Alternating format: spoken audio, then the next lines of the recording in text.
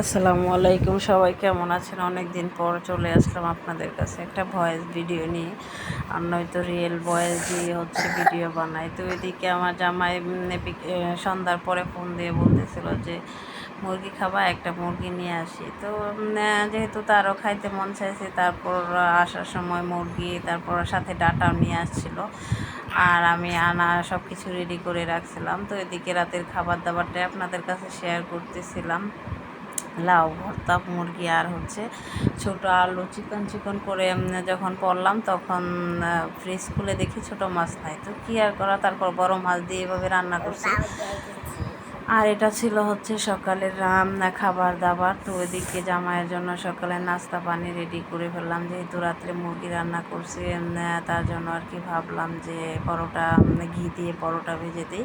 তো আমরা সবাই ঘি দিয়ে এই পরোটা সকালে নাস্তা করছিলাম, যেহেতু রাতে মুরগি রান্না করছি। তো এদিকে আবার আমার জামাইয়ের জন্য কিন্তু 1 পিস রুই মাছ দিয়েছিলাম।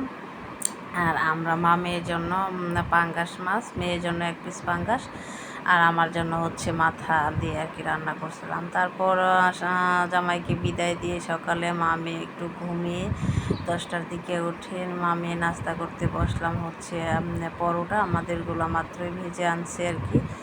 তো পরোটা আর মুরগির তরকারি দিয়ে মেয়ে সকালের নাস্তাটা করে নিলাম। আমার মেয়ে যদিও তরকারি দিয়ে রুটি খেতে একদমই পছন্দ করে না, তাকে জোর করে খাওয়ায় শিখাইতেছে। আমার শাশুড়ি বলে যে জোর করে খাওয়ায় শিখাইবা, সে যদিও খাইতে চায় না। এদিকে তাকে পড়াইতেছিলাম আর কি নাস্তা খাওয়াইতে বসছিলাম, কিন্তু সে চলে গেছে দুষ্টামি করতে তার বোনের সাথে। তারপর সারাদিন পানি ছিল না, কি একটা নাজেহাল অবস্থা। আসরের পরে যায় গোসল করছি, তারপর গোসল করে একটু রেস্ট নিয়ে মেয়েকে আবার সন্ধ্যাবেলা নাস্তা দিলাম নুডলস।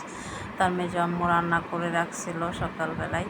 তো সকালে যেহেতু নাস্তা খাইছি, সেহেতু সকালে আর দিই নাই, সন্ধ্যাবেলা গরম করে দিয়েছে এগুলো। এই যে ডাটাগুলা এখানে ডাটাগুলা বেছে, শাকগুলাও একদম কচি ছিল, বেছে নিয়েছি। তো ছোটো মাছ আলু দিয়ে ডাটা রান্না করব আর কি। এদিকে 1 ফোঁটাও পানি নেই, গরম। তারপর পানি বসায় দিলাম 2 চুলায় 2 পাতিল, কারণ ফোটানো পানি ছাড়া আবার খাওয়া যায় না। এদিকে আবার এই যে দেখেন পাশের এক ফ্ল্যাটেই বিয়ে হইতেছে হয়তোবা। আমার মেয়ে বিকেলবেলা সন্ধ্যার একটু আগ মুহূর্তে আমার মেয়ে বলতেছিল, আম্মু তাকাও এদিকে, তাকায় দেখো এদিকে কি জ্বালানো। তো দেখি যে আসলে লাইট জ্বালানো, বিয়ে বাড়ি বোঝা যাচ্ছে যে এই বাসায় বিয়ে। তো আমার মেয়ে আবার সারপ্রাইজ হয়ে গিয়েছিল, তার বোনকেও ডেকে বলতেছিল, আপা আপা দেখে যাও এদিকে, তুমি জানালা খোলো, দেখো সুন্দর লাইট দেখা যাচ্ছে।